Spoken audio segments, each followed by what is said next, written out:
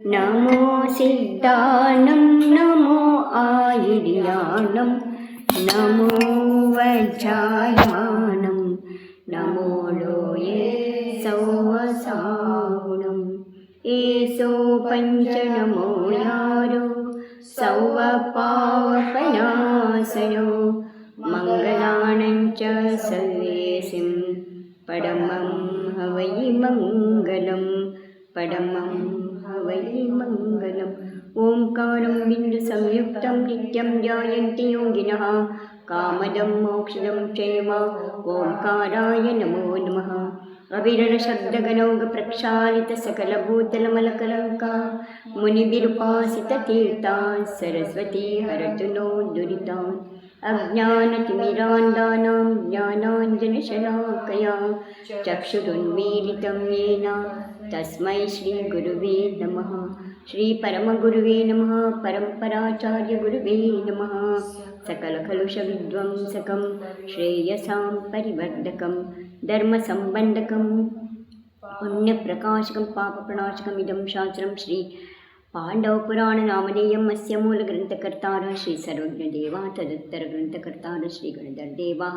प्रतिगणधरदेवास्तेषां वचनानुसारमासाद्य आचार्य श्री शिवचन्द्रविरचितं श्रोतारः सावधानतया शृण्वन्तु मङ्गलं भगवान् वीरो मङ्गलं गौतमो गणी मङ्गलं कुन्दकुन्दाद्यो जैनधर्मोऽस्तु मङ्गलं सर्वमङ्गलमाङ्गल्यं सर्वकल्याणकारकं प्रदानं सर्वधर्माणां जैनं जयतु शासनं जैनं जयतु जोरो पंचपरमेष्ठी भगवान की जोरो 24 तीर्थंकर भगवान की जोरो देवादेव श्रीवास पूज्य भगवान की जोरो वर्तमान शासन नायक महावीर भगवान की जोरो संतोषणी आचार्य श्री विद्यासागर जी मुनि महाराज की परम पूज्याचार्य समय सागर जी महाराज की परम पूज्याचार्य शिवचंद्र महाराज की जय तिंकम न करोड़ मुनि महाराजों की जय।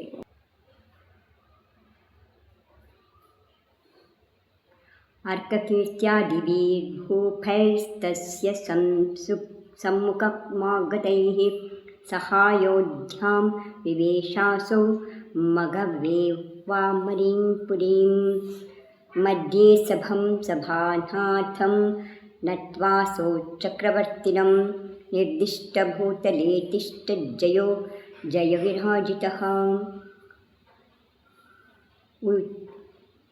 ऊचे सा चक्रिणा तोरणं वधूर्विधुविमुखे विकिमो नानीतातां वयं दृष्टं वर्तामहे समुत्सुकाः अकम्पनेनाहोतात्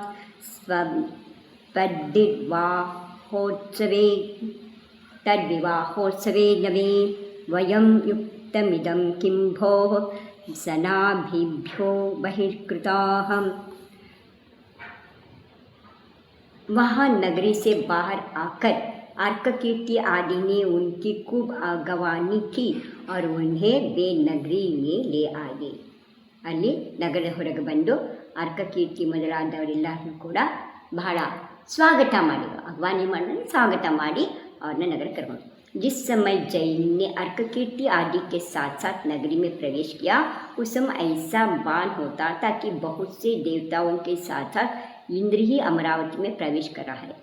अर्ककीर्ति ಎಲ್ಲರ ಜೊತೆಲಿ ಜಯಕುಮಾರ ಪತ್ನಿ ಸುಲೋಚನನ ಜೊತೆಯಲ್ಲಿ ಒಳಗಡೆ ಪ್ರವೇಶ ಮಾಡ್ತಿದ್ರೆ ಅಮರಾವತಿಗೆ ಇಂದ್ರಾಣಿನೇ ಪ್ರವೇಶ ಮಾಡ್ತಿದ್ದಾರೆ ಅನ್ನೋ ಹಾಗೆ ಅನ್ನಿಸ್ತಾ ಇತ್ತು।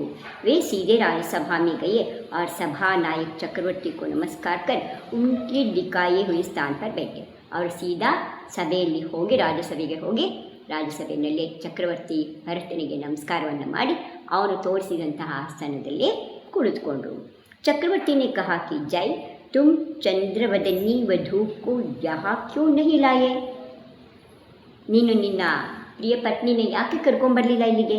हम उसके देखने को बहुत ही उत्सुक है, ನಾವು ಅವರನ್ನು ನೋಡೋದಕ್ಕೆ ಬಹಳ ಉತ್ಸುಕರಾಗಿದ್ದೀವಿ। क्या करें, अकम्पन ने तो इस बिल्कुल नए विवाह महोत्सव में हमें निमंत्रण ही नहीं किया। ಈ ಮದುವೆಗೆ ಅಕಂಪನ ನಮ್ಮನ್ನು ನಿಮಂತ್ರಣನೇ ಮಾಡಲಿಲ್ಲ। ಅಹಂ पितृस्तान्नियो मां पुरस्कृत्य कन्यकां त्वया सौ परिणेतव्या त्वं तद्विस्मृता मानसी इत्यपूर्ववचो वाद्धैस्तर्पितश्चक्रवर्तिना लब्धमानो महामानं तं प्रणम्य जयो ययौ। बताओ तो सही, क्या यह बात ठीक है? नहीं ಸರಿಯಾಗಿದೆ ಹೇಳೋಣ? क्या उन्होंने इस लोगों को बंधुओं से बाहर कर दिया है? ಅವರನ್ನು ಬಂಧುಗಳನ್ನ ಆಚೆ ಕಳಿತೀರೆ? ಅಷ್ಟು जो हो ಏನಾರೇ ಇರಲಿ, परंतु तुम्हारे लिए तो मैं पिता के तुल्य हूँ, ನಿನಗಂತೂ ನಾನು ತಂದೆಗೆ ಸಮಾನ ಇದ್ದೀನಿ। तुम्हें तो मुझे अगुवा बनाकर ही अपना विवाह करना था, ನನಗೆ ಏನು ಹೇಳ್ದಲೇ ನೀನು ಮದುವೆ ಮಾಡ್ಕೋಬೇಕಿತ್ತ ನೀನು? पर तुम भी हमें भूल गए, ನೀನು ನನ್ನ ಮರೆತುಬಿಟ್ಟೆ। तुमने भी तो निमंत्रण नहीं दिया, ನೀನು ನನಗೆ निमंत्रण ಕೊಡಲಿಲ್ಲ। इस प्रकार की अपूर्व बातें कहकर चक्रवर्ती ने उन्हें संतुष्ट किया और उनका योग्य आपका आदर किया। ಅವ್ರಿಗೆ ಈ ರೀತಿ ಅವರನ್ನು ತಮಾಷೆ ಮಾಡಿಕೊಂಡು ಅವ್ರಿಗೆಲ್ಲ ಸಂತೋಷಪಡಿಸಿ ಆದರವನ್ನು ನಮ್ದ। इसके बाद जय महामना चक्रवर्ती को नमस्कार कर वापस लौट आए। ಹೀಗೆ ಆ ಚಕ್ರವರ್ತಿಗೆ ನಮಸ್ಕಾರವನ್ನು ಮಾಡಿ ಜಯಕುಮಾರ್ ಅವರೆಲ್ಲ ವಾಪಸ್ ಹೊರಟರು। समारोह्य गजं सद्यः सा गङ्गातटमासदत् इप्सुर्मनः प्रियां द्रष्टुं स्वप्राणेभ्यो गरीयसीं शुष्कवृक्षस्य शाखाग्रे सम्मुखी भूय भास्वतः ब्रुवन्तं द्वाक्षमावीक्ष्य कान्ताया भयचिन्तयाम् मोष्टितः सा समाश्वास्यां तद्योग्यवरवस्तुभिः सुरदेवेन माभ्यैषीर्भार्यायामिति सान्वितः प्रमाणीकृत्य तद्वाक्यमतिर्ध्येयो दयद्गजम् उत्पुष्करं स्फुरन्धन्तं तरन्तं मकराकृतिं दन्तिनं वीक्ष्य पूर्वोक्ता सरव्याः संगमे गृहीत काली देवी स्वदेशस्थः क्षुद्रोपि महतां बली। हाथी पर सवार हो शीघ्र ही गंगा तट पर आ पहुँचे। आने में कूदಕೊಂಡು ಬಹಳ ಬೇಗ ಅವರು गंगा नदी ದಂಡೆಗೆ ಬಂದರು। वे प्राणों से भी कहीं अधिक प्यारी सुलोचना को देखने लिए उत्सुक हो रहे थे। ಅವರು सुलोचनाಳನ್ನು ನೋಡೋದಕ್ಕೆ ಬಹಳ ಉತ್ಸುಕರಾಗಿದ್ದರು। इतने में ही उन्होंने सूखे वृक्ष की डाली पर सूरज की ओर मुख किए बैठे हुए एक कौवे की बोली सुनी। अಷ್ಟರಲ್ಲಿ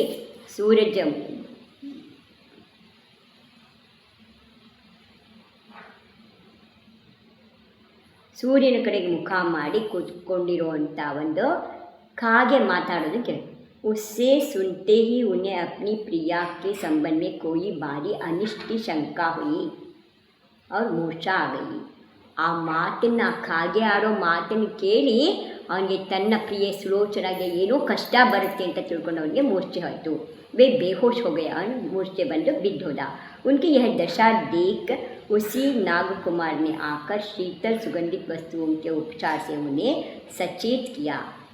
अದೇ नागकुमार देव बंदो ಅವನಿಗೆ उपचार ಮಾಡ್ತಾ। और कहा कि आप सुलोचना की चिंता ना करें, ये सुलोचना चिंतन में वह सब तरह से सुखी है, ಅವಳೆಲ್ಲ ತರಂಡ ಸುಖವಾಗಿದ್ದಾಳೆ। जैन ने उसके वचनों पर विश्वास कर शीघ्रता के कारण बिना घाट की ही ऊभट मार्ग द्वारा हाथी की गंगा में उतार दिया। ಏನು ವ್ಯವಸ್ಥೆ ಇಲ್ಲದಲೇ ಆನೆಯನ್ನು ನೀರೊಳಗಡೆ ಇಳಿಸ್ಬಿಟ್ಟ। हाथी की दांत सुंदर और चमकीले थे, ಅದರ ದಂತ ಬಹಳ ಹೊಳಿತಾ ಇತ್ತು। वह जल में सूंड उठाए ऐसे भान होता था मानो तैरता हुआ मगर ही है। ಈಜ್ತಾ ಇರೋ ಮೊಸಳೆನೇ ನನ್ನ ಹಾಗೆ ಕಾಣಿಸ್ತಿತ್ತು ಅದರದ್ದು। पाठक बोले ना होंगे कि काकोदर मरकर गंगा में काली देवी हुआ था। ಎರಡು ಹಾವಿತ್ತು, ಒಂದು ನಾಗಿನಿ ಇತ್ತು, ಇನ್ನೊಂದು ಇನ್ನೊಂದು ದುಷ್ಟ ಜಾತಿ ಹಾವಿತ್ತು, ನೀಚ ಜಾತಿ ಹಾವು. ಆ ಕಾಕೋದರ ಸತ್ತ ಗಂಗೆನಲ್ಲಿ ಕಾಳಿದೇವಿ ಆಗಿತ್ತು. धीरे धीरे जब वह हाथी बीच धार में पहुंचा तब उस काली देवी ने उसे रोक दिया. ಆವಾಗ ಹಳೆ ದ್ವೇಷ ಹೊಡೆದು ಸಾಯಿಸಿದ್ರಲ್ಲ ಆ ಎರಡು ಹಾವುಗಳನ್ನು, ನೀನು ನಾಗ ಸತ್ತ ಮೇಲೆ ದುಷ್ಟ ಸವಾಸ ಮಾಡ್ತಿದ್ದೀಯ ಅಂಥೇಳಿ, ಅದಕ್ಕೇ ಆದ ಸತ್ತ ಇನ್ನೊಂದು ನಾಗಿನಿ ಸತ್ತು ವಾಪಸ್ ನಾಗಕುಮಾರನ ಜೊತೆಗೆ ಹೊಟ್ಟೋದ್ಲು, ಅವನ ಹೆಂಡತಿ ಆದ್ಲು. ಇನ್ನೊಂದು ಹಾವಿತ್ತಲ್ಲ ಅದು ಸತ್ತು ಇಲ್ಲಿ ಕಾಳಿದೇವಿ ಆಗಿತ್ತು, ಜಲದೇವಿ ಆಗಿತ್ತು. ಅದು ಆ ಆನೆಯನ್ನು ತಡೆದು ಜಿಸಸೆ ಆगे जाने को असमर्थ हो गया. ಈಗ ದೇವತೆಗಳು ಹಿಡಿದಿಟ್ಟು ನಿಲ್ಲಿಸಿದ ಮೇಲೆ ಹೆಂಗೆ ಹೋಗೋಕ್ಕಾಗತ್ತೆ, ಮುಂದೆ ನಡೆಯಲ್ಲ. ಸಚ್ಚೆ अपने स्थान पर निर्बल भी बल दिखाने लग जाते. ಬೇರೆ ಬೀದಿನಲ್ಲಿ ಬಾಲ ಮುದ್ರಕೊಂಡು ಓಡಿ ಹೋಗುತ್ತೆ, ತನ್ನ ಬೀದಿಗೆ ಬಂದರೆ ಜೀವಿ ಹೋಗುತ್ತಲ್ಲ. ಹಾಗೆ ದುಷ್ಟ ಜನರು ಕೂಡ ಅವ್ರ ಜಾಗದಲ್ಲಿ ಶಕ್ತಿ ಇಲ್ದಲ್ಲಿದ್ದರೂ ಕೂಡ ಅವ್ರ ಜಾಗಕ್ಕೆ ಹೋದರೆ ಅವ್ರು ಶಕ್ತಿವಂತರಾಗಿಬಿಡ್ತಾರೆ.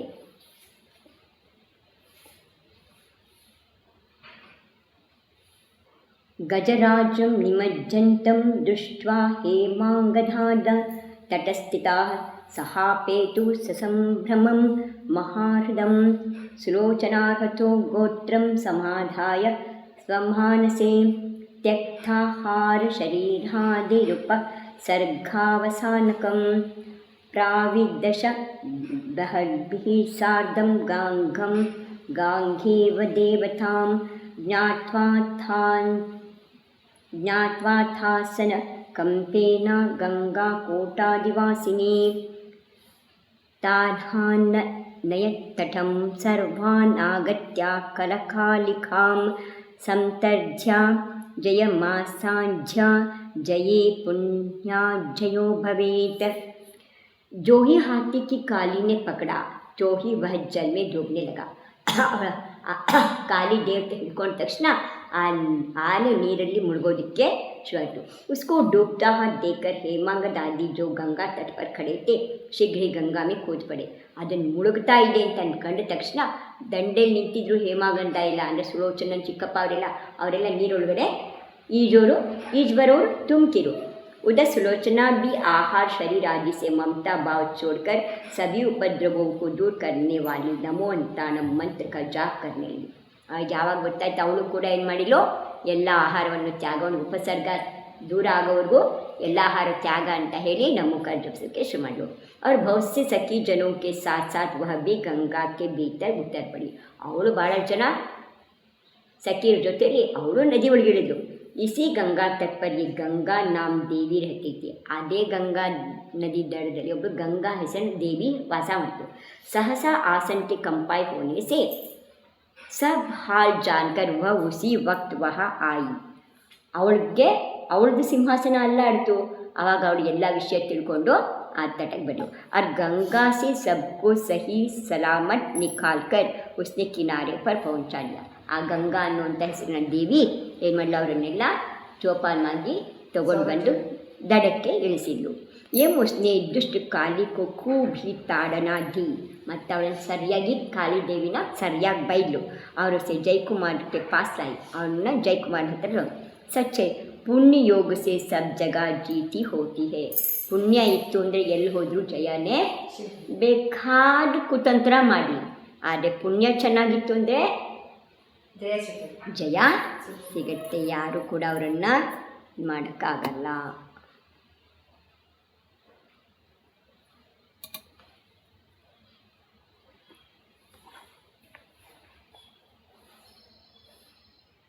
गंगा तीरे कृत्याशु सदनं सर्वसंपदा रत्नपीठे समाधाय पूजयत्सा सुलोचनाम् अवरुद्धामरेशस्य त्वया दत्तनमस्कृतेः त्वत्प्रसादादहं जज्ञे प्रिया गंगादिदेवताम्. इसके बाद गंगा देवी ने नदी के तट पर सभी संपत्ति से भरपूर एक मनोहर महल बनाया. ದೇವತೆಗಳಿಗೆ ಅಂಥ ಶಕ್ತಿ ಇರುತ್ತೆ. ಅವ್ರಿಗೆ ಏನೇನು ಬೇಕಾದ್ರೂ ರಚನೆ ಕಣ್ಣು ಮುಚ್ಚಿ ಕಣ್ಣು ಬಿಡೋದ್ರೊಳಗೆ ಮಾಯಾ ಮಹಲ್ಗಳನ್ನು ಇದನ್ನೆಲ್ಲ ಮಾಡಿದ್ರು. ಅವಳು ಒಂದು ಸುಂದರವಾದ ಅರಮನೆಯನ್ನು ತಯಾರು. और उसमें एक मनोहर सिंहासन पर सुलोचना को बैठाकर ಸುಲೋಚನವನ್ನು ಒಂದು ದೊಡ್ಡ ಮನೋಹರವಾದಂಥ ಸಿಂಹಾಸನದಲ್ಲಿ ಕೂರಿಸಿ उसकी बड़ी भक्ति से सेवा पूजा की, ಅವಳನ್ನು ಭಾಳ ಭಕ್ತಿಯಿಂದ ಪೂಜೆಯನ್ನು ಮಾಡಿದ್ರು. इसके बाद वह बोली कि वसंत तिलक नाम उद्यान में जब मुझे सांप ने काट खाया था तब आपने मुझे नमस्कार मंत्र दिया था. ಅವಳು ಹೇಳ್ತಾಳೆ, ವಸಂತ ತಿಲಕ ಅನ್ನುವಂಥ ಉದ್ಯಾನದಲ್ಲಿ ಒಂದು ತೋಟ, ಹೆಸರು ವಸಂತ ತಿಲಕ. ಆ ಉದ್ಯಾನದಲ್ಲಿ ಈ ಗಂಗಾದೇವಿಗೆ ಹಿಂದಿನ ಜನರಲ್ಲಿ ಹಾವು ಕಚ್ಚಿತ್ತು. ಆಗ ಸುಲೋಚನಾ ಅವಳಿಗೆ ನಮಸ್ಕಾರ ಮಂತ್ರವನ್ನು ಅಂದರೆ ನಮೋಕಾರವನ್ನು ಹೇಳಿದ್ಲು. ಅಥ आपकी ही कृपा से मैं यहाँ गंगा की अधिष्ठात्री और सदैव इंद्र को नियोगिनी देवी हूँ. ನಿಮ್ಮ ಆ ನಮೋಕಾರ ಮಂತ್ರ ಹೇಳಿದ ಪುಣ್ಯದಿಂದಲೇ ನಾನೇನಾಗಿದ್ದೀನಿ, ಇವತ್ತು ಗಂಗಾದೇವಿ ಆಗಿದ್ದೀನಿ, ಸೌದರ್ಮಿಂದ್ರನ ನಿಯೋಗಿನಿ ದೇವಿ ಆಗಿದ್ದೀನಿ ಅಂಥೇಳಿ ಸುಲೋಚನೆಯನ್ನು ಹೊಗಳಿದ್ಲು.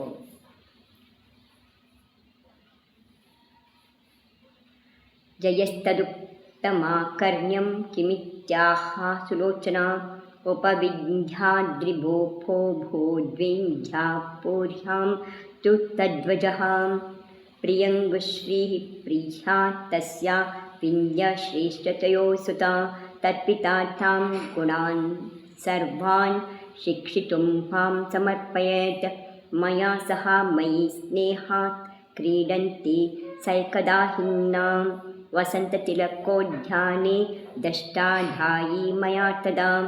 ನಮಸ್ಕಾರ ಮಹಾಮಂತ್ರೋ ಭಾವಯಂತತ್ರ ಸಾಮೃತ ಜಾತೀಯಂ ಸ್ನೇಹಿನಿ ದೇವಿ ಮಯಿ ಧರ್ಮಾನುರಾಗತಃ. ಜಯ ಆಕರ್ಣ್ಯ ತತ್ಸರ್ವಂ ಗಂಗಾದೇವಿಂ ವಿಸರ್ಜ್ಯ ಚ सपताखं निजावासं प्राविशत सप्रिय प्रिय. देवी यह सब आपके दिए हुए मंत्र से ही हुआ है. ನೀವು ಅವತ್ತು ನನಗೆ ನಮೋಕಾರ ಮಂತ್ರ ಹೇಳಿದೆ, ಅದರ ಪುಣ್ಯದಿಂದಲೇ ಆತ ಮೈ ಆಪ್ಕಿ ಚಿರಕೃತಜ್ಞ ಹೋ, ಅದರಿಂದ ನಾನು ಸದಾ ನನಗೆ ಕೃತಜ್ಞಳಾಗಿರ್ತೀನಿ. ये सब सुन जयकुमार ने सुलोचना को कहा कि प्रिय इसकी सारी कहानी कहो, ಈಗೇನು ಕತೆ ಹೇಳು ನನಗೆ ಅಂತ ಕೇಳ್ದ. उत्तर में सुलोचना ने यो कहना आरंभ किया कि विंध्याचल पर्वत पर एक विंध्यापुरी नाम नगरी है. ಅವಳ ಸುಲೋಚನಾ ಹೇಳ್ತಾಳೆ, ವಿಂಧ್ಯ ಪರ್ವತದ ಮೇಲೆ, ವಿಂಧ್ಯಾಚಲ ಪರ್ವತದ ಮೇಲೆ ವಿಂಧ್ಯಪುರಿ ಅಂತ ಒಂದು ನಗರ ಇದೆ. ವಹ ವಿದ್ವನ್ ವಿಂಧ್ಯಧ್ವಜ ರಾಜ ರಾಜ್ಯ ಕರ್ತೆ ಹೇ. ಅಲ್ಲಿ ವಿಂಧ್ಯಧ್ವಜ ಅನ್ನುವಂತಹ ರಾಜ ರಾಜ್ಯಭಾರ ಮಾಡ್ತಾನೆ. ಉನ್ಕಿ ರಾಣಿ ಕಾ ನಾಮ್ ಪ್ರಿಯಂಗುಶ್ರೀ, ಅವಳ ರಾಣಿಯ ಹೆಸರು ಪ್ರಿಯಂಗುಶ್ರೀ ಇದ್ದಾರೆ. ಉನ್ಕೆ ಏಕ್ ವಿಂಧ್ಯಶ್ರೀ ನಾಮ ಕನ್ಯಾತಿ, ಅವಳಿಗೆ ಒಬ್ಬರು ವಿಂಧ್ಯಶ್ರೀ ಎನ್ನುವ ಹೆಣ್ಣು ಮಗಳಿದ್ಲು. विंध्यध्वज ने उस कन्या को सभी गुण संपन्न बनाने के लिए मेरे पास भेज दिया. ಅವನ್ನ ಎಲ್ಲ ರೀತಿಯಲ್ಲೂ ಸರ್ವಗುಣ ಸಂಪನ್ನಳಾಗಿ ಮಾಡಬೇಕು ಅಂತ ಹೇಳಿ ನನ್ನ ಹತ್ರ ಕಳಿಸ್ಕೊಟ್ರು. ಮೇರಾ ಉಸ್ ಪರ್ और उसका मुझ पर पूरा स्नेह था. ನಾವಿಬ್ಬರು ಬಹಳ ಒಳ್ಳೆ ಸ್ನೇಹಿತರು. एक दिन हम दोनों वसंत तिलक नाम उद्यान में क्रीड़ा कर रहे थे. ನಾವಿಬ್ಬರು ವಸಂತ ತಿಲಕ ಉದ್ಯಾನದಲ್ಲಿ ಆಟ ಆಡ್ತಾ ಇದ್ವಿ. दैव योग से इतने में ही उसे एक सांप ने काट खाया. ಇಷ್ಟರ ಮಧ್ಯದಲ್ಲೇ ಅವಳಿಗೆ ಒಂದು ಹಾವು ಹೊತ್ತು. और वह उसी वक्त बेहोश हो गई. ಅವಳ ಕೂಡಲೇ प्रज्ञा तपी बिद्लू. उस वक्त मैंने उसे नमस्कार मंत्र दिया तथा उसका महात्म्य भी समझा दिया. नमस्कार मंत्रವನ್ನು ಹೇಳಿ ಅದರ ಮಂತ್ರದ ಮಹಿಮೆಯನ್ನು ಕೂಡ ಅವಳಿಗೆ ಹೇಳಿದೆ. बाद कुछ देर में वह उस मंत्र का जाप करती हुई मर गई. ಅವಳ ಆ ಮಂತ್ರವನ್ನು ಜಪಿಸ್ತಾ ಜಪಿಸ್ತಾ ಸತ್ತು ಹೋದ್ಲು. और यहाँ आकर यह गंगा देवी हुई. ಆಮೇಲೆ ಆ ಮಂತ್ರದ ಪ್ರಭಾವದಲ್ಲಿ ಏನಾಗಿದ್ದಾಳೋ ಗಂಗಾದೇವಿ. बाद कुछ देर में वह इस मंत्र का जाप करती हुई मर गई और यहाँ आकर यह गंगा देवी हुई. इसने उसी धर्मानुराग से मुझ पर यह स्नेह दिखाया है. ಆ ಧರ್ಮಾನುರಾಗದಿಂದಲೇ ಇವತ್ತು ಇಷ್ಟು ಸ್ನೇಹ ತೋರಿಸಿದೆ. यह सब कहानी सुनकर जैन ने गंगा देवी को विदा कर आप फहराते हुए ध्वजा वाले उसके बनाए हुए मनोहर महल में गए. ಅಲ್ಲಿ ಅವಳು ಮನೆ ಕಟ್ಟಿದ್ಲಲ್ಲ, ದೊಡ್ಡ ಮನೆ ಮಾಡಿದ್ಲಲ್ಲ ಆ ದೇವಿ, ಆ ಮನೆಯೊಳಗೆ ಹೋದರು. ನೀತ್ವಾ ನಿಶಾಂಸ ತತ್ರೈವ ಪ್ರಾತರುತ್ತಾಯ ವ್ರಜ್ಞವತ್ ಅನುಗಂಘಂ ಪ್ರಯಾನ್ ಪ್ರೇಮ್ನಾಂ ಸಂಪ್ರಾಪ ಸ್ವಪುರಂ ಪರಂ. वहाँ रात पूरी कर सवेरे वे सूरज की तरह उठे और गंगा के किनारे किनारे चलकर शीघ्र हस्तिनापुर आ पहुँचे. ಆಮೇಲೆ ಅದೇ ರಾತ್ರಿ ಆ ಮನೆಯಲ್ಲಿ ಅಂದರೆ ಗಂಗಾದೇವಿ ನಿರ್ಮಾಣ ಮಾಡಿದ್ಲಲ್ಲ ಆ ಅರಮನೆಯಲ್ಲಿ ರಾತ್ರಿ ಮಲಿಕೊಂಡು ಬೆಳಗ್ಗೆ ಎದ್ದ ತಕ್ಷಣ ಗಂಗಾ ನದಿಯ ದಡದಲ್ಲಿ ನಡ್ಕೊಂಡು ಅವರು ತಮ್ಮ ಹಸ್ತಿನಾಪುರವನ್ನು ಸೇರು. ಹಸ್ತಿನಾಗಪುರ ಅಪ್ನಿ ಸುಂದರ ಸಾಮಗ್ರಿ ಸೇ ಮನುಷ್ಯ ಸಾಜಾನ್ ಪಾಠ. ಹಸ್ತಿನಾಗಪುರ ತನ್ನ ಸೌಂದರ್ಯದಿಂದ ವಸ್ತುಗಳಿಂದ ಒಂದು ಮನುಷ್ಯನ ಹಾಗೆ ಕಾಣ್ತಿತ್ತು. ಮನುಷ್ಯಕ್ಕೆ ಹಾತ್ ಹೋತೆ ಇಸ್ಕೆ ಉಡ್ತಿ ಹುಯಿ ಪತಾಕೆ ಹಿ ಹಾತಿ. ಆ ನಗರಕ್ಕೆ ಮನುಷ್ಯರಿಗೆ ಕೈ ಇರುತ್ತೆ, ಆ ನಗರಕ್ಕೆ ಪತಾಕೆಗಳಿದ್ವಲ್ಲ ಎಲ್ಲರ ಮನೆ ಧ್ವಜ ಹಾರಾಡ್ತಿತ್ತಲ್ಲ ಅದೇ ಕೈಗಳಂತೆ ಇತ್ತು. ಪತಾಕ ಚಲೈ ಹಸ್ತಾಢ್ಯಂ ಹೇಮಕುಂಭಾಸ್ಯ ಶೋಭನಂ ಮಹಾತೋರಣ ವಕ್ಷಸ್ಕಂ ಗವಾಕ್ಷಾಕ್ಷೀಣ ಚಕ್ಷುಷಂ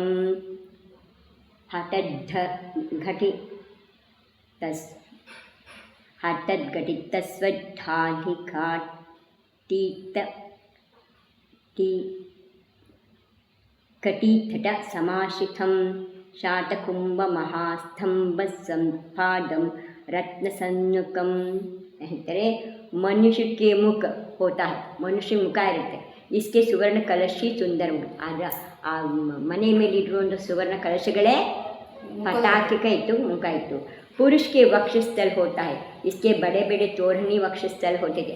ದೊಡ್ಡ ದೊಡ್ಡ ತೋರಣಗಳು ಕಟ್ಟಿದ್ರೆ ಅದೇ ವಕ್ಷಸ್ಥಲ. ಮನುಷ್ಯಕ್ಕೆ ನೇತ್ರ ಹೋತೆ, ಮನುಷ್ಯನ ಕಣ್ಣಿರುತ್ತೆ, ಉಸ್ಕೆ ಜರೋಕ್ಕೆ ಹಿ ನೇತಿತೆ. ಆ ಮನೆಗಿದ್ದ ಕಿಟಕಿಗಳೇ ಅದರ ಕಣ್ಣುಗಳು ಆಗಿದ್ದು. ಮನುಷ್ಯಗೆ ಕಟಿ ಬಾಗ್ ಪೈರ್ ಅವ್ರ ನಕ್ ಹೋತೆ, ಸೊಂಟ ಕಾಲು ಎಲ್ಲ ಇರುತ್ತೆ, ಉಗುರಿರುತ್ತೆ. इसके भी गुमटियों के नीचे की गहराई सी जो होती है वह कटिबाग और खंबे पाव तथा उनमें कड़े हुए रत्न ही नखेते. ಆ ಕಂಬಗಳು ಇದೆಲ್ಲ ಏನಿತ್ತು ಅದೇನೇ ಕಾಲುಗಳಿತ್ತು, ಅದರ ಮೇಲೆ ರತ್ನದ ಮಣಿಗಳನ್ನು ಅಲಂಕಾರಕ್ಕೆ ಜೋಡಿಸಿದ್ರಲ್ಲ ಅದೇ ಉಗುರುಗಳಾಗಿತ್ತು. सब तरह से सजे दजे हस्तिनापुर को देखकर जय महाराज बहुत ही संतुष्ट. ಭಾಳ ಚೆನ್ನಾಗಿ ಅಲಂಕಾರ ಮಾಡಿದಂತಹ ಇದನ್ನು ನೋಡಿ ಹಸ್ತಿನಾಪುರವನ್ನು ನೋಡಿ ಅವನಿಗೆ ಜೈನಿಗೆ ಭಾಳ ಸಂತೋಷ. वे सुलोचना सहित वहाँ ऐसे शोभते थे मानो जय का अवतारी हो. ಜಯನೇ ಜೈ ಅಂತಂದರೆ ಯಶಸ್ವಿನೇ ಆ ರೀತಿಯಾಗಿ ಹುಟ್ಟಿದಾನೇನೋ ಅನ್ನೋಂಗೆ ಕಾಣ್ತಿಲ್ಲ. जैनी नगर में उसी तरह प्रवेश किया जिस तरह कि चक्रवर्ती अयोध्या नगर में प्रवेश करता है. ಚಕ್ರವರ್ತಿ ಅಯೋಧ್ಯ ನಗರದಲ್ಲಿ ಹಿಂಗೆ ಬರುತ್ತೆ, ಚಕ್ರವರ್ತಿ ಅಯೋಧ್ಯ ನಗರ ಪ್ರವೇಶ ಮಾಡ್ತಾನೆ, ಹಾಗೆ ಅವನು ಹಸ್ತಿನಾಗಪುರದಲ್ಲಿ ಪ್ರವೇಶವನ್ನು ಮಾಡ್ದ. ये वो महावीर सच्चे सुखों को देने वाली अपनी प्रिया के साथ साथ सुख से सुंदर महलों में निवास करने लगा. ತನ್ನ प्रिय पत्नी सुलोचना ಜೊತೆಯಲ್ಲಿ ಸುಖ ಇದ್ದ. सुलोचना के मुख कमल के भ्रमर के जैसे जय अपने छोटे भाइयों सहित पृथ्वी का पालन करते हुए इंद्र के जैसे शोभते थे. ಅವನು ಸುಲೋಚನಾ ಜೊತೆಯಲ್ಲಿ ಸಮಯವನ್ನು ಕಳೀತಾ ತನ್ನ ಚಿಕ್ಕ ತಮ್ಮನೊಡನೆ ರಾಜ್ಯವನ್ನು ಪರಿಪಾಲನೆ ಮಾಡ್ತಾ ಇಂದ್ರನ ಹಾಗೆ ಸುಖವಾಗಿದ್ದ. ಟೈಮ್ ಇದೆ ಎಷ್ಟು? ಹಾಂ, 10 ನಿಮಿಷ. ಅದ್ರಾಗ 15 ನಿಮಿಷ ಇದ್ರೆ ಇದ್ರಾಗ 10 ನಿಮಿಷ.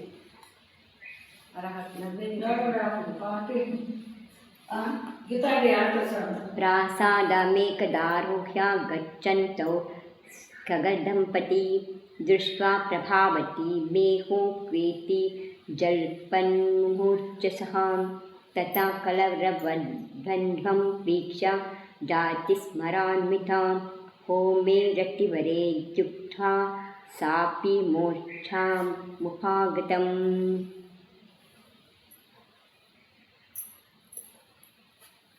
हिमचंदन सम्मिश्रा वार्भिस्तन्मूर्छाना सुखम अवहारयत् परिवारस्तमो वा रत्नदीदितिः. एक दिन जय महाराज ने महल के ऊपर से एक कबूतर के जोड़े को देखा और उसे देखते ही मेरी प्रभावती कहाँ है यह कहकर वे बेहोश हो गया तथा मीठी मीठी ध्वनि करने वाले उन कबूतरों को देखकर सुलोचना को भी जातिसत्म हो आया या वह भी मेरी रतिबर कहाँ है यह कह मूर्छित हो गई. ಮೇಲೆ ಆಕಾಶದ ಮೇಲೆ ಛತ್ ಮೇಲೆ ಕೂತ್ಕೊಂಡು ಮಹಲಿ ಛತ್ ಮೇಲೆ ಕೂತ್ಕೊಂಡು ನೋಡ್ತಾ ಇದ್ರು, ಎಲ್ಲ ಸುಮ್ಮನೆ ಕೂತಿದ್ರು. ಹೀಗೆ ಸಂಜೆ ಮೇಲೆ ಆಗ 2 ಪಾರಿವಾಳ ದಂಪತಿಗಳು ಹಾರ್ಕೊಂಡು ಹೋಗ್ತಾ ಇದ್ವು. ಅದನ್ನು ನೋಡಿ ಜಯಕುಮಾರ್, ನನ್ನ ಪ್ರಭಾವತಿ ಎಲ್ಲಿದ್ದಾಳೆ ಅಂತ ಅವನು ಮೂರ್ಛೆ ಹೋದ. ಸುಲೋಚನ ನನ್ನ ರತಿವರ ಎಲ್ಲಿದ್ದಾನೆ ಅಂತ ಅವಳು ಮೂರ್ಛೆ ಹೋದ. उस समय सभी ಕುಟುಂಬ ಪರಿವಾರ के लोग इकट्ठे हो गए. ಎಲ್ಲರೂ ಇಬ್ಬರು ಮೂರ್ಛೆ ಹೋಗಿದ್ದನ್ನು ನೋಡಿ ಎಲ್ಲ ಬಂದು सुत्ताಕೊಂಡು और उन्होंने चंदन आदि शीतल वस्तुओं के उपचार द्वारा उनकी मूर्छा को दूर किया. ಮತ್ತು ಚಂದನ दूध ಎಲ್ಲ ಹಾಕಿ ನೀರು ತುಂಬಿಸಿ ಅವ್ರನ್ನ ಇಡ್ತಾರೆ. जिस तरह रत्नों की ज्योति अंधेरे को दूर कर देती है, ಹೇಗೆ ರತ್ನದ ಬೆಳಕು ಕತ್ತಲೆಯನ್ನು ದೂರ ಮಾಡುತ್ತೆ ಹಾಗೆ ಅವ್ರಿಗೆ ನೀರು ತುಂಬಿಸೋದ್ರಿಂದ ಅವ್ರ ಕತ್ತಲೆ ದೂರ ಆಯ್ತಂದ್ರೆ ಮೂರ್ಛೆ ಸರಿ ಹೋಯಿತು. ಪರಿವಾರ ನೋಡೋಣ ಹಾಗಾಯಿತು. ಈಗ ಮುಂದೆ ಬರುತ್ತೆ ಕತೆ ಕೇಳಿ. ಪ್ರಬುದ್ಧೌ ತೌ ಸ್ಮಯಾಕ್ರಾಂತೌ ದೃಷ್ಟ್ವಾ ಲೋಕಾನ್ ಸುವಿಫಲಾನ್ ವಿದಿತ್ವಾ ಪೂರ್ವಜನ್ಮಾನಿ ಸೌಭಾನಿ ಸ್ವತ್ಪ್ರಿಯಾಂ ಪ್ರತಿ ಪ್ರಿಯೇ ಜನ್ಮಾಂತರವಾಪ್ತಂ ವೃತ್ತಾಂತಂ ವಿಶ್ವಂ ವಾಮಯೋಃ ವ್ಯಾವರ್ಣ್ಯೇರ್ಧಮದಃ ಶಾಂತಂ ಕುರು ಕೌತುಕಸಂಗಮಂ. वे दोनों जब सचेत हुए तब उन्हें सपने परिवार के लोगों की विफलता देखकर बहुत ही अचंबा हुआ. ಅವರೆಲ್ಲ ಭಯ ಪಟ್ಕೊಂಡು ಕೂತಿರೋದು ನೋಡಿ ಮನೆಯವರೆಲ್ಲ ಅವ್ರಿಗೆ ಆಶ್ಚರ್ಯ ಆಯಿತು. ಅವ್ರ ಸಾಥಿ ಪಿछले भावों का स्मरण हो आया, ಜೊತೆಗೆ ಹಿಂದಿನ ಜನ್ಮ ಜಾತಿ ಸ್ಮರಣೆ ಆಯಿತು. जय ने सुलोचना से कहा, हे प्रिय, अपने पिछले जन्मों का सारा हाल सुनाकर इन सब के कौतुक को मिटाओ.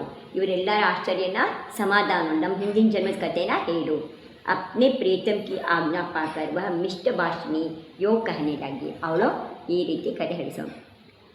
साध्यापिता प्रियेणेति भभाषे खलभाषिणी इह जम्बूमती द्वीपे पुष्करावत्यभिक्यां प्राग्विदेहे पृथुते देशे मृणालादिवतीपुरी सुखेतुस्तत्र भोपालो वैश्येशो रतिकर्मकः कनकश्रीः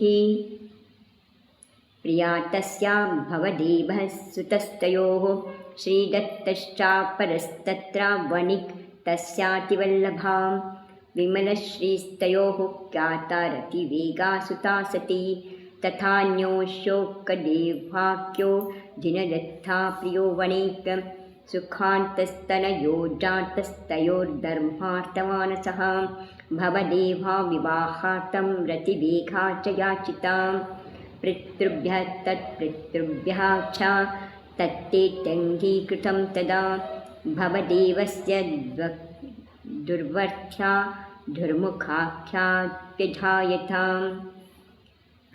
ಜಂಬೂದ್ವೀಪಕ್ಕೆ ಜಂಬೂದ್ವೀಪದಲ್ಲಿ ಪೂರ್ವ ದೇಹದಲ್ಲಿ ಏಕ ಪುಷ್ಕರಾವತಿ ದೇಶ ಇದೆ, ಒಂದು ಪುಷ್ಕರಾವತಿ ಅಂತ ದೇಶ ಇದೆ. ಉಸ್ಮಿ ಮೃಣಾಲವತಿ ನಾಮ್ ಪುರಿ, ಅದರಲ್ಲಿ ಒಂದು ಮೃಣಾಲವತಿ ಅಂತ ಹೆಸರಿನ ನಗರ ಇದೆ. ವಹಾಕೆ ರಾಜ ಸುಕೇತು, ಅಲ್ಲಿನ ರಾಜನ ಹೆಸರು ಸುಕೇತು. ಇಸಿ ನಗರ ಮೇ ಏಕ ರತಿವರ್ಮ ನಾಮ್ ಸೇಟ್ ಇದೆ, ಅದೇ ನಗರದಲ್ಲಿ ಒಬ್ಬ ರತಿವರ್ಮ ಅನ್ನೋ ಹೆಸರಿನ ಸೇಟು ಇರ್ತಿದ್ದ. ಉನ್ಕಿ ಸ್ತ್ರೀ ಕಾ ನಾಮ್ ಕನಕಶ್ರೀ, ಅವನ ಹೆಂಡತಿಯ ಹೆಸರು ಕನಕಶ್ರೀ. और पुत्र का नाम था भवदेवा, मगन ಹೆಸರು ಭವದೇವ. यहाँ ಶ್ರೀದತ್ತ नाम का एक वैश्य रह और थे, ಇನ್ನೊಬ್ಬ ವೈಶ್ಯ ಇದ್ದ, ಅಲ್ಲಿ ಸೇಟಿದ್ದ, ಅವನ ಹೆಸರು ಶ್ರೀದತ್ತ. उनकी स्त्री का नाम विमलश्री, ಅವನ ಹೆಂಡತಿ ಹೆಸರು ವಿಮಲಶ್ರೀ. और पुत्री का नाम रतिवेगा था,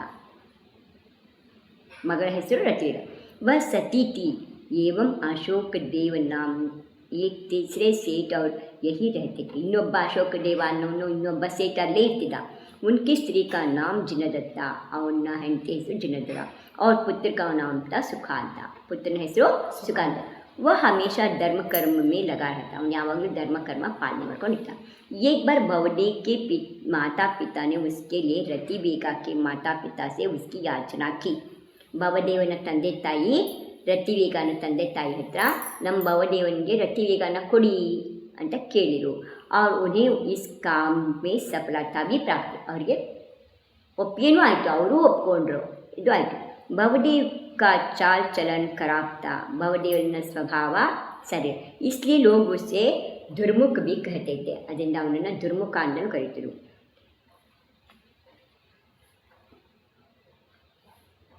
व्यापारार्थ समाप्तमटन् देशान्तरे सा स्वजिगृक्षुकः श्रीदत्तेनेति सम्प्रोक्तो विवाहाविधये स्फुटम् अर्थात्यसे वाणिज्यायै विवाहस्य च का गतिः 12 कृत्वेति सा देशान्तरं ययौ।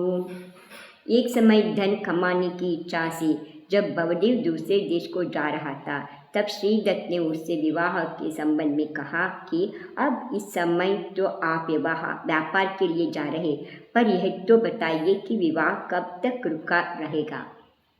इस पर वह 12 वर्ष की प्रतिज्ञा करके परदेश को चला गया। ಮದುವೆಗೆ ಒಪ್ಕೊಂಡಿದ್ರು ಎರಡು ಮನೆಯವರು, ಆದರೆ ಇನ್ನೂ ಮದುವೆ ಆಗಿರಲಿಲ್ಲ. ಭವದೇವ ಏನು ಮಾಡ್ದ, ಎಲ್ಲರೂ ಇವತ್ತಿಗೂ ಕೂಡ ಹೊರದೇಶಗಳಿಗೆಲ್ಲ ಹೋಗ್ತಾರೆ ವ್ಯಾಪಾರಕ್ಕೋಸ್ಕರ ಹೊರಟಿದ್ದ. ಅವ್ನು ಕೇಳ್ತಾನೆ, ಮದುವೆನ ಎಲ್ಲಿವರೆಗೂ ನಿಲ್ಲಿಸಬೇಕು, ಎಲ್ಲಿವರೆಗೂ ಕಾಯಬೇಕು ಅಂತ ಕೇಳಿದಾಗ ಅವ್ನು ಹೇಳ್ತಾನೆ 12 ವರ್ಷ. 12 ವರ್ಷ ಕಾಯ್ದೆ, ಅಷ್ಟೊಳಗೆ ನಾನು ವ್ಯಾಪಾರ ಮಾಡ್ಕೊಂಡು ವಾಪಸ್ ಬರ್ತೀನಿ.